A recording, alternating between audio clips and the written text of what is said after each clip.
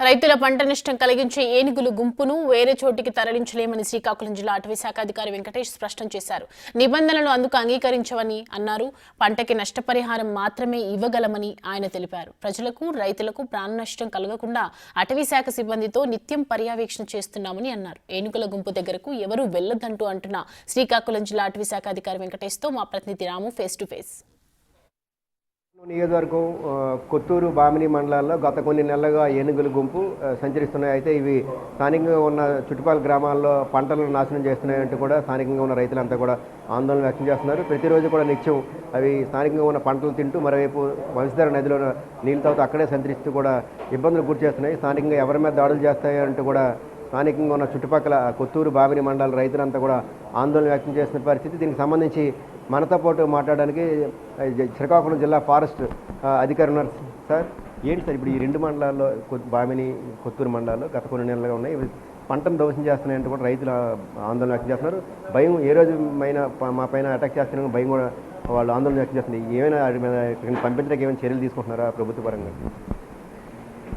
అంటే ఏనుగులు అనేవి మన హెరిటేజ్లో ఒక భాగం అండి. ఇప్పుడు మనం చూస్తే ఇప్పుడు మీరు అక్కడ వాల్ మీద you can see the photograph there.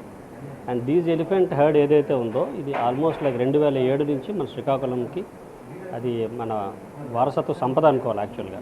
అయితే అటవీ ప్రాంతంలో కాకుండా కొంచెం బయట సంచరించేటప్పుడు మనము ఖచ్చితంగా అలర్ట్స్ చేస్తున్నాము జనాలకి.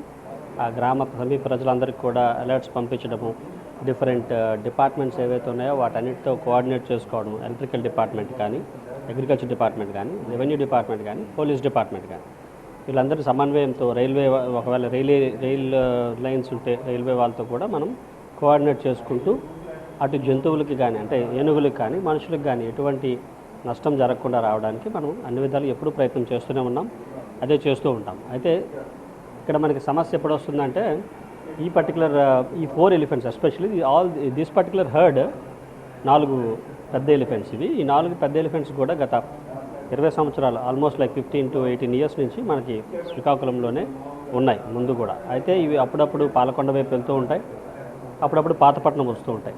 Elephants are always landscape animals. అంటే వీటి పరిధి ఎంత ఉంటుందంటే ఆల్మోస్ట్ లైక్ ఒక్కొక్కసారి 10 కిలోమీటర్లు 100 కిలోమీటర్లు కూడా ఉంటుంది. సో వాటి తాలూకా బౌండరీస్ని మనం నిర్దేశించలేము కాబట్టి ఎస్పెషల్లీ ఇవి మంచినీరు ఎక్కడైతే ఉంటాయో రిజర్వాయర్లు కానీ, నదులు కానీ, తర్వాత పంటలు కానీ, మంచి తినే పంటలు మన అడవుల్లో చూస్తే అడవుల్లో కంటే అడవికి పక్కనుండే పంట పొలాల్లో మనకి చాలా న్యూట్రిషియస్ ఫుడ్ అవైలబిలిటీ ఉంది. నార్మల్గా మిగతా ప్రాంతాలు ఏం చేస్తారంటే అడవుల పక్కన అంత ఫేవరబుల్ క్రాప్స్ వేయరు. ఎలిఫెంట్స్ ఎక్కడైతే ఉన్నాయో ఆ ప్రాంతాల్లో ఫేవరబుల్ క్రాప్స్ వేయకుండా అక్కడ మనకి మిరపకాయ కానీ ఇట్లాంటి పంటలు వేస్తే కొంచెం ధ్వంసం చేయడం తగ్గుతుంది అన్నమాట. సో అటువంటి క్రాపింగ్ ప్యాటర్న్ అయినా చేంజ్ చేసుకోవాలి. బికాజ్ అది మన ప్రజలకి అంతగా అలవాటు లేదు. మన ఇక్కడ జొన్న వేస్తాము, వరి వేస్తాము, తర్వాత చెరుకు వేస్తాము, అరటి వేస్తాము. These are very nutritious food and very much attracted by ఈ ఎలిఫెంట్స్ అన్నీ కూడా వాటికి అట్రాక్ట్ అయిపోతూ ఉంటాయి అన్నమాట. అటువంటి పరిధులు ఇవి అక్కడ ఉంటాయి.